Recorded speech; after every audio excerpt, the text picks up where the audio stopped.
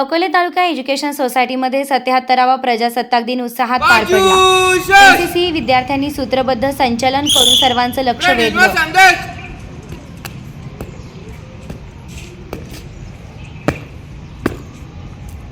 जय श्रीमान, parade को विसर्जन करने की अनुमति चाहता हूँ श्रीमान।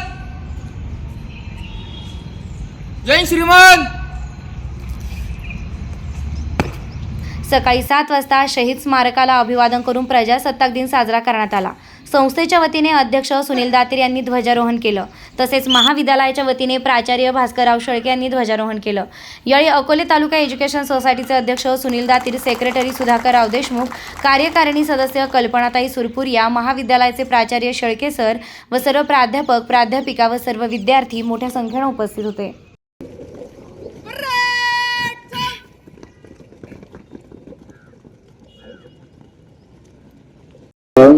की प्रजेचं राज्य, लोकांचं राज्य, जनतेचं राज्य असं आपण म्हणतो।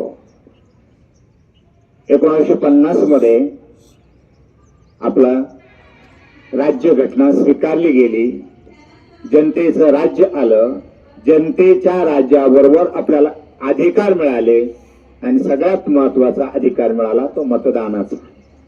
हा आपला हक्क आहे, हे आपलं कर्तव्य आहे। आपलं एक मत निर्णायक असू शकतं।